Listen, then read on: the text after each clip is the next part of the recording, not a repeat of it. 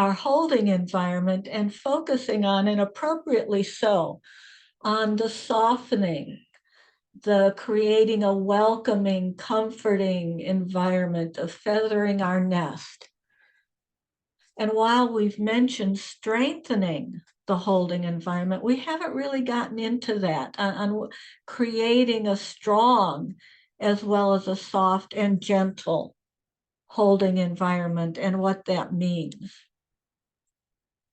We focused on creating and maintaining warmth and kindness first, and that makes sense, particularly as a way of counteracting so much of our conditioning that focuses on hard work and striving and stiff upper lipping it. If we started out focusing on strength,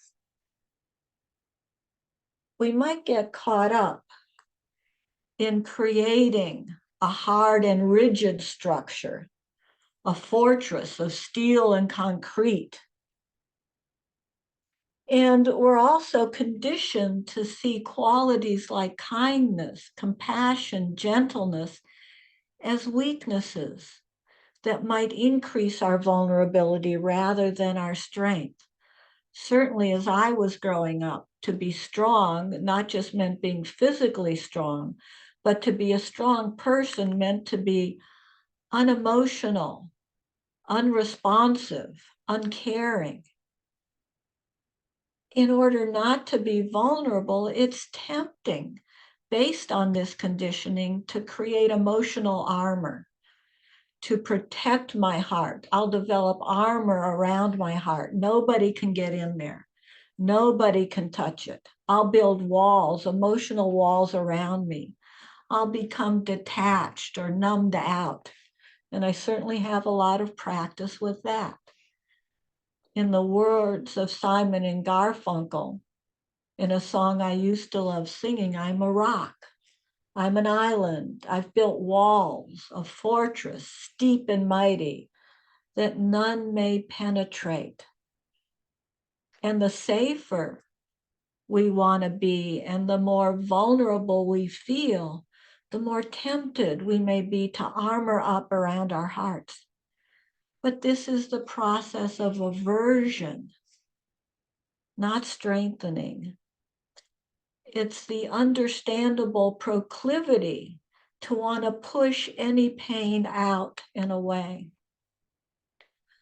But grasping after this desire for invulnerability and the aversion of pushing painful feelings away, of keeping them outside our armored walls, is only the illusion of strength. It only keeps us disconnected from ourselves and from others. What the practice teaches us is adding softness and kindness to strength isn't being vulnerable or increasing our vulnerability, but creating a space in which we can hold that vulnerability as we ground, breathe, calm, settle, soothe. What we've been practicing for all these years together that we've been meeting has been our strength training. The Eightfold Path, the Paramitas, the Brahma Viharas, these are our workouts. We certainly need the strength of wisdom, of discernment, to bring together strength and gentleness. And I found this rather amusing poem that reflects this quite well. Wisdom was listening in one day. She had nothing else to do, as strength and gentleness were debating which was the greater of the two. I'm the greater one, said Strength. I'm a mountain. I'm a tree. Nothing on this planet is more powerful than me. Silly Strength. You flatter yourself, said Gentleness. You're not as important as you think. For gentle is the air we breathe. and the water that we drink. I believe, wisdom interrupted, you're both looking at this wrong. For it often takes strength to be gentle and gentleness to be strong. You can debate who's greater until the end of time, and no solution will you derive. For you're strongest when you act together. You need each other to survive. So how do we bring these two together? As Susan always reminds us, let's apply kindness and wisdom to how we strengthen and take care of the body first, starting with honoring what the body needs.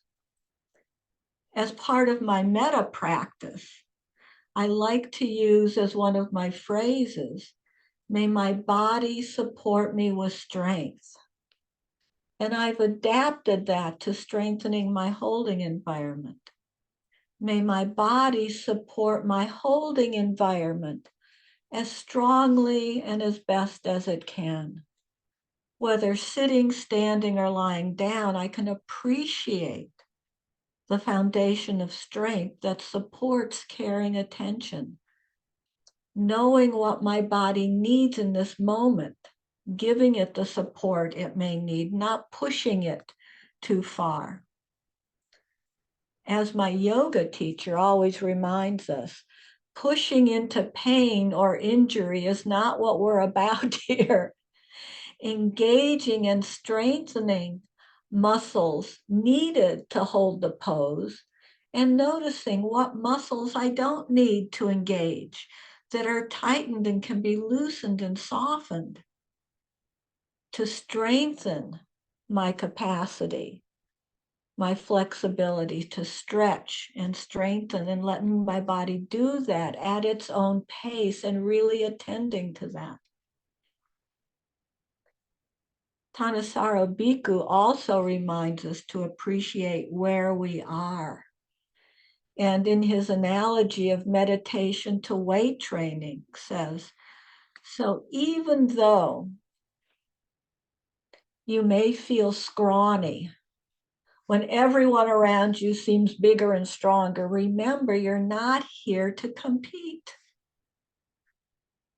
Only by exercising what little concentration or metta or wisdom you have will you make it solid and steady. So appreciate what you've got. And don't be impatient.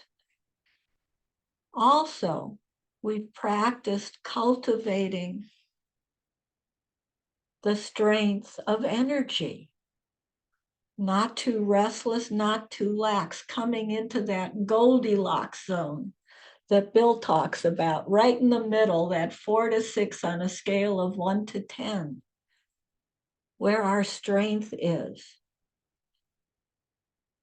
To cultivate and sustain with our energy, our attention, and develop concentration. And with the strength of commitment, generosity, kindliness, and compassion, we can gradually strengthen our hearts. We can slowly feel safer putting aside the armor around our hearts. As a line in a poem I read recently states, bow to the heart in its current state. Make it safe, safe even to feel unsafe. Trust that when the heart is ready and not a moment before, it will open like a flower in the warmth of the sun. So by creating a gentle, warm, sunshiny place in our holding environment, we're strengthening the conditions that will allow for our hearts to open in their own time. We work the muscle groups of patience with and trust in the practice. with the help and support of metta and karuna, kindliness and compassion. And this is why it's so important to, as Susan would say, to notice and make much of the fruits of our practice, even when we feel scrawny, and especially when we feel scrawny compared to others. To notice our growing strength.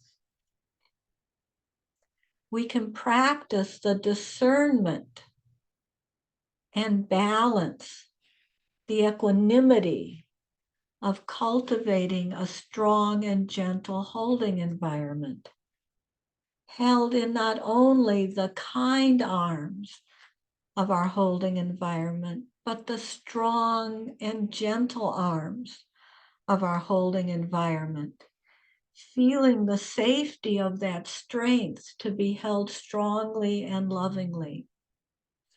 And I can feel into this space of strong and loving arms as I call up images.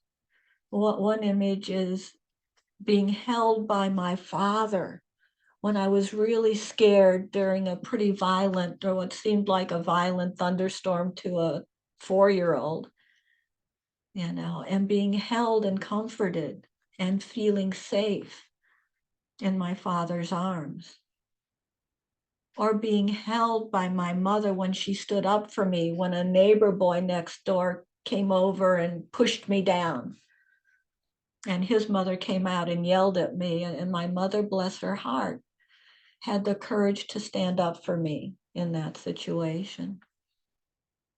And that feeling of loving strength can warm my heart. This sense of strong gentleness was eloquently expressed in a posting by a woman who is a daughter writing about her father after his death. And here's what she wrote. I believe it takes a strong person to be gentle. There is a benign strength that exists in the tender-hearted. I am forever grateful to have been blessed with a compassionate father figure. However brief our time together was, the lessons and blessings remain infinitely eternal. He was known as our gentle giant. All 6'2" of him was benevolent and kind.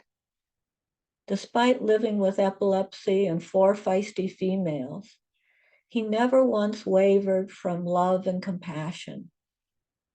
Dad's inner strength has remained a guiding light for right action in my own life. I don't always get it right, but I certainly do try. Where and when can we practice gentleness in our own lives? One of my favorite quotes by the Dalai Lama states, "Be kind whenever possible. It is always possible." She goes on to say, it takes strength and courage to choose kindness, to be humble when faced with adversity, to consider the needs of others when our own are not being met, and to be vulnerable when our hearts are on the line. But when we are guided by the part of us that is honest, good-natured, and true, we remind others that it is safe to do the same. Today, find the strength to be gentle. May our thoughts be forgiving and merciful. May our words inspire and uplift. And may our actions show compassion and empathy in all circumstances, towards others as well as ourselves. Because nothing is so strong as gentleness. Nothing so gentle as real strength.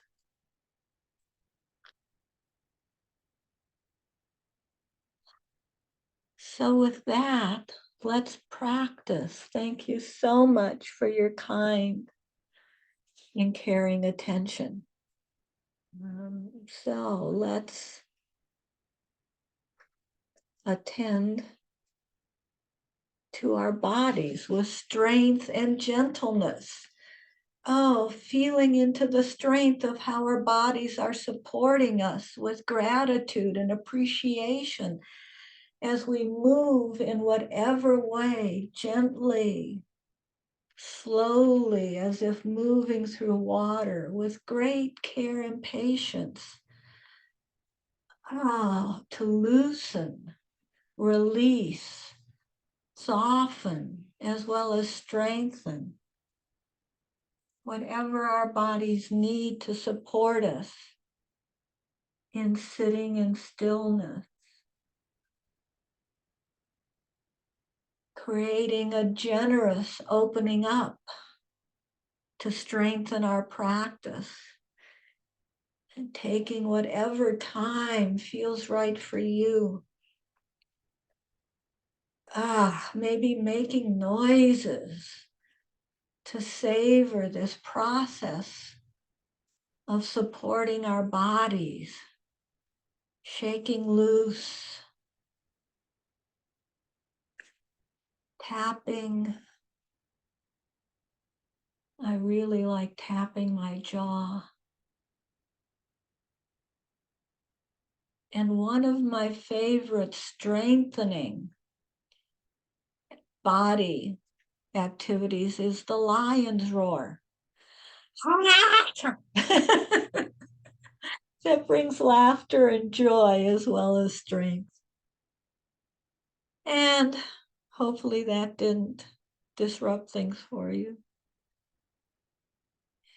And in your own time, settling down, feeling into this posture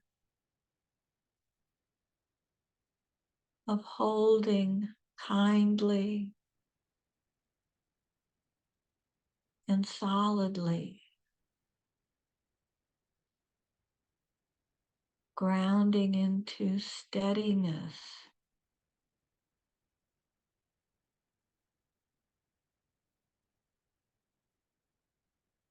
appreciating how we are all held in this field of gravity.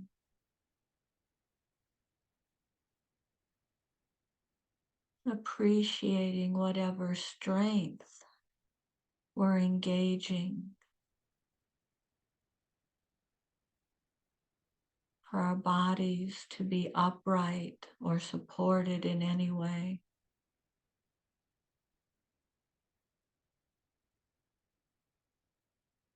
The strength and gentleness of the flow of breathing.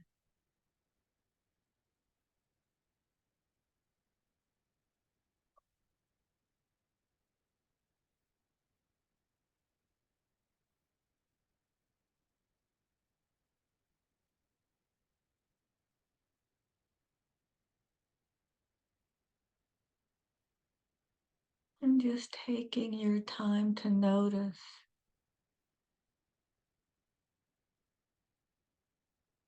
where any softening and loosening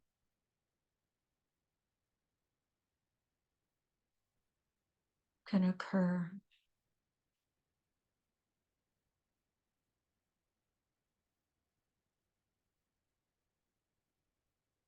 Or where energy needs a bit of an uplift or a bit of a settling down. Appreciating the just right space of energy.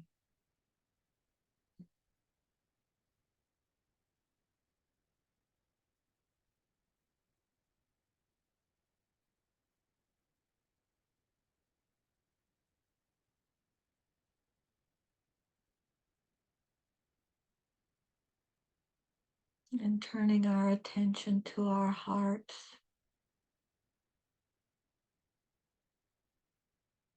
meeting them where they're at this moment.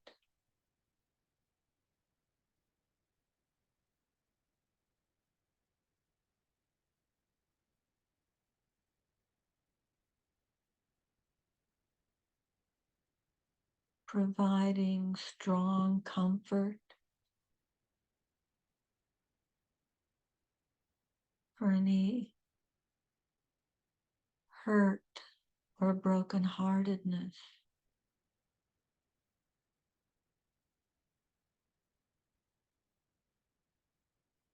And allowing our heart strength to infuse our practice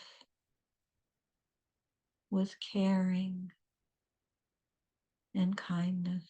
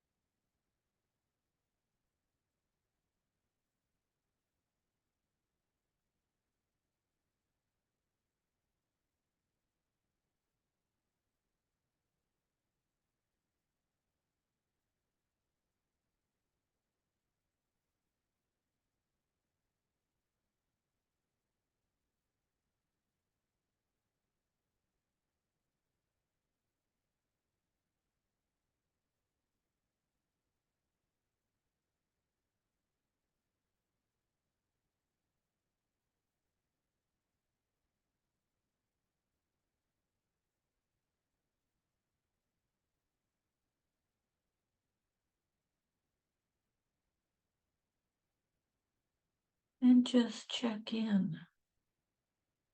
How's it going in there? Has the holding environment gotten too tight or too wobbly or shaky? What gentle strength can be applied to create a steady, grounded, engaged holding space?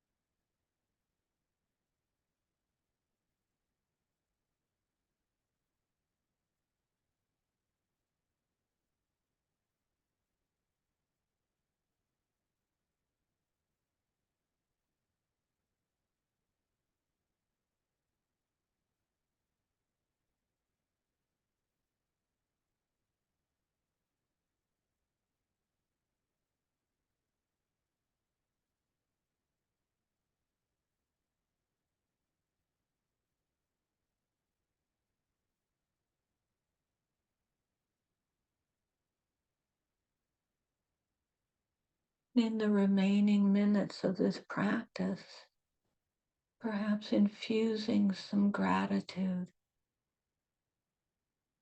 for the strength and gentleness of the individual holding environments we've created, and for the strength and gentleness of the Sangha holding environment that we've co-created with each other.